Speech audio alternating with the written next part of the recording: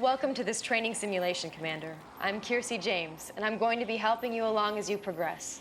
This scenario will help you get familiar with both the basic and the advanced concepts of our command and control system. Throughout your training, you will use training stations to activate different sections of the training mission. Simply move your cursor over a training station and press A to select that section. You may interrupt a training station by selecting it again while it is running. After a few seconds, the station will reset and be ready for you to reselect the section. There are 4 major sections to the Tiberium Wars heads-up display. The mini-map is located in the bottom left corner of the screen. It allows you to keep track of your units and structures in all locations on the battlefield. It also displays important information, like your power meter and credits. The tab bar is to the right of the mini-map. The tab bar is inactive until you pull and hold the right trigger to expand the interface. The tab bar allows you to manage your build queues without having to manually select a structure on the battlefield. It also gives access to groups and powers. The selection portrait to the right of the tab bar indicates your current selection. The command bar opens horizontally when you expand the interface. You'll find all of your commands here, from building units and structures to using a unit's abilities. You can reference your objectives at any moment if you're having trouble figuring out what to do next. To access your objectives, press back. There are 2 types of objective markers. The yellow objective markers are primary objectives that you must complete in order to finish the mission. The green arrows are bonus objectives. Completing all the bonus objectives will unlock all the medals and ribbons available for that mission. If you ever need to know what a particular button, unit, or structure does, place the cursor over the object and a tooltip will appear. Continue your training by selecting the next training station.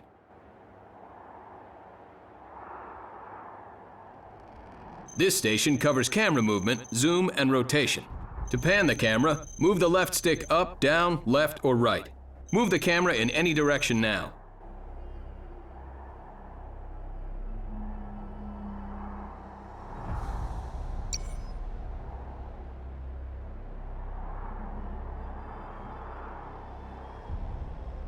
This station covers camera movement.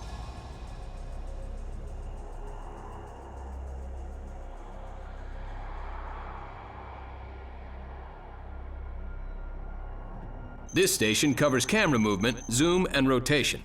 To pan the camera, move the left stick up, down, left, or right. Move the camera in any direction now. To zoom the camera in or out, move the right stick up or down. Zoom the camera now. To rotate the camera, move the right stick left or right. Try rotating the camera now. To reset the camera to the default setting, click the right stick. Reset the camera now. Continue your training by selecting the next training station. This station teaches some basic methods for selecting your units.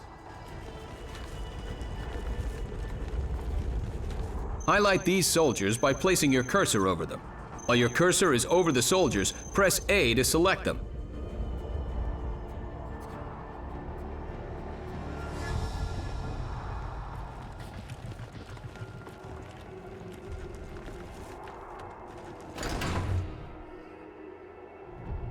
This station teaches some basic methods for selecting your units.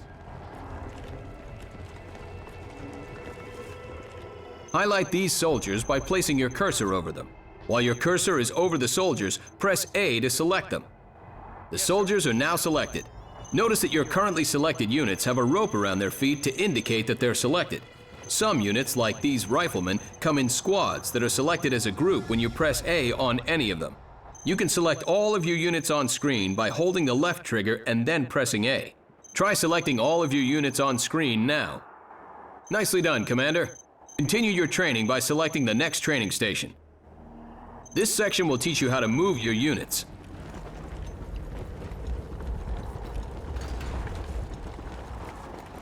Select these units.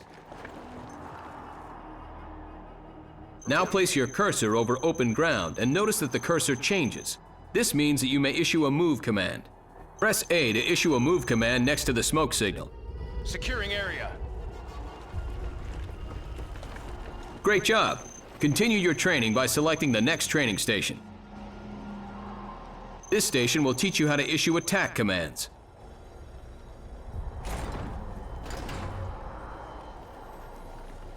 Select these soldiers.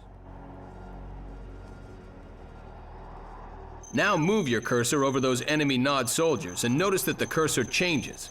This means that you may issue an attack command against these units. Press A while the cursor is over the Nod soldiers. Your soldiers will move in and attack them until they're eliminated.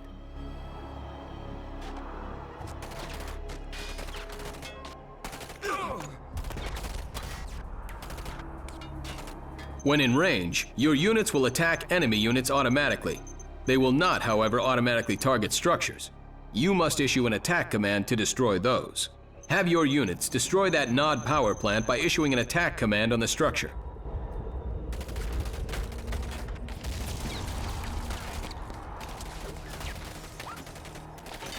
Well done.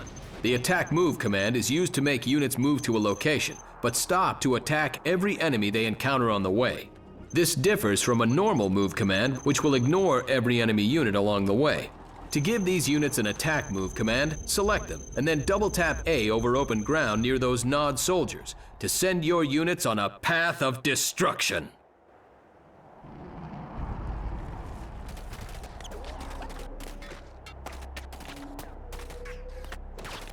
Good work.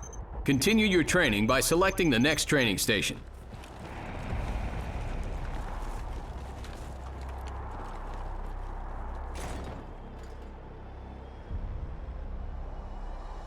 Your collection of structures is referred to as your base.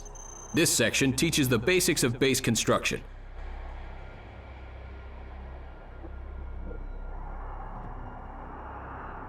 The vehicle moving into view is an MCV. An MCV allows you to build the structures that will form your base. Select the MCV.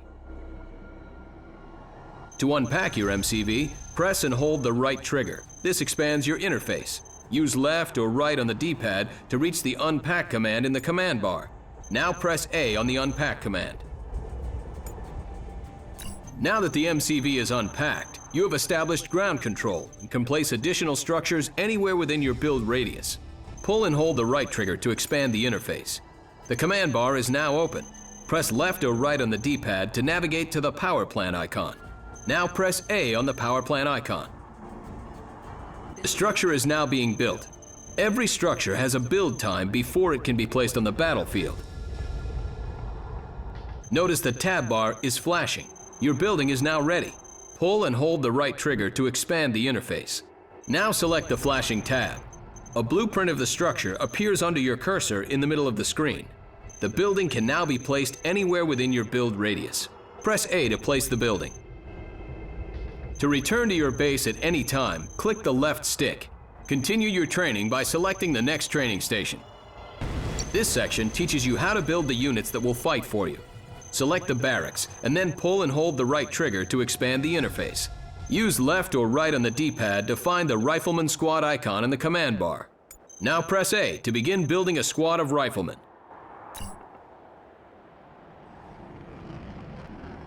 You may queue up additional squads by pressing the A button again. Queue up an additional 2 squads. When one squad is completed, the next squad will begin to build. You can also access your build queues through the tab bar. The advantage of the tab bar is the ability to queue up units while you are out on the battlefield. Continue your training by selecting the next training station. This station will teach you how to set a building to be your default building structure. This means when you build through the tab bar, the unit will come out of the building you set to be the default. For instance, here we have 2 barracks. Choose one of the barracks and select it. Now pull and hold the right trigger to expand the interface. Then use left or right on the D-pad to find the Set Default icon. Now press A on the icon. The barracks you selected is now the default building structure for infantry. Expand the interface by pulling and holding the right trigger and queue up some soldiers through the tab bar.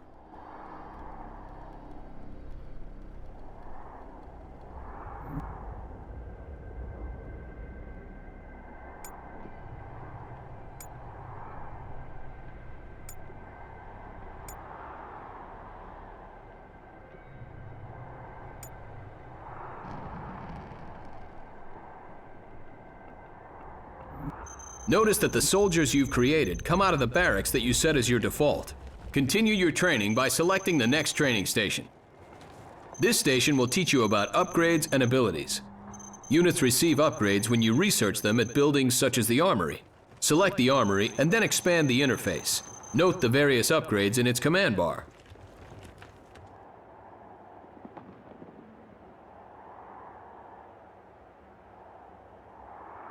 Press A on the composite armor upgrade. The upgrade is now being researched.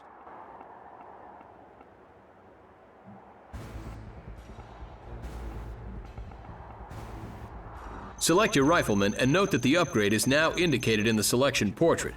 Good job, Commander. The riflemen now have the composite armor upgrade. Zone troopers have a jump jet ability. This ability allows them to jump across impassable terrain. Select the zone troopers and then expand the interface. Press A on the jump jet ability in the command bar beyond the ravine.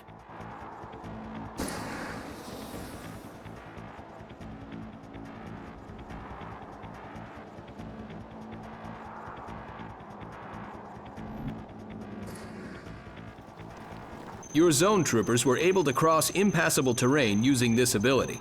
Many units have abilities that are listed in the command bar. Continue your training by selecting the next training station. This station will teach you how to execute special commands. Certain units perform special commands other than attacking. This engineer, for example, cannot attack structures, but is able to perform other unique actions. Select the engineer. Now place your cursor over the damaged power plant. Notice you get a different cursor indicating the engineer can enter and repair the structure. Press A on the damaged GDI power plant to command your engineer to enter the building and repair it. The engineer is lost in the process, and the power plant is repaired. The engineer can also capture an enemy building.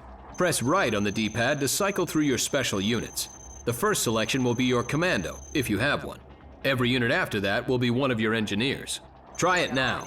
Select the engineer. Press A on the enemy NOD power plant to command your engineer to enter the building and capture it.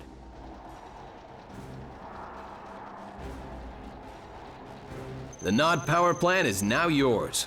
Many units can perform actions other than attacking in certain situations. Look for special cursors that indicate these special commands. Nicely done, Commander. This station will teach you how to use powers. Certain buildings provide you with powers that can be used on the battlefield. You must spend credits to use these powers. The GDI airfield allows you to utilize the Orca bombing run power. To use your powers, expand the interface, select the Powers tab, and find the Orca bombing run power. Once your power is highlighted, your cursor on screen changes to a targeting blueprint. This lets you select where you want to fire your power. Move the targeting blueprint over that NOD structure, and then press A to use the power. Notice the bombing run power is able to damage enemy structures without you needing to jeopardize your units. The ability will go through a cooldown period before it's available again. Press left on the D-pad to cycle through and select powers. The selected power will show up in the selection portrait, and its targeting blueprint will appear on the ground. Try it now. Move the targeting blueprint over that NOD structure, and then press A to use the power. Nicely done, Commander. Continue your training by selecting the next training station. This station will teach you how to create groups.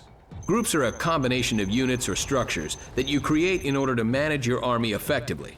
To begin creating a group, select these units. Expand the interface, move to the Groups tab, and open its command bar. Now find an empty group icon and then press and hold A. You have created a group. To select it again, just find that group's icon and press A. Press up on the D-pad to select and cycle through your groups. Notice that the selection portrait changes as you cycle through them. Press down on the D-pad to make your current selection a group in the next available slot. You can use groups to combine similar or diverse units depending on your strategic needs. As with the tab bar, one of the advantages of groups is the ability to select units and issue commands from any location on the battlefield. Now that you've learned the basics, let's try a small battle to test what you've learned.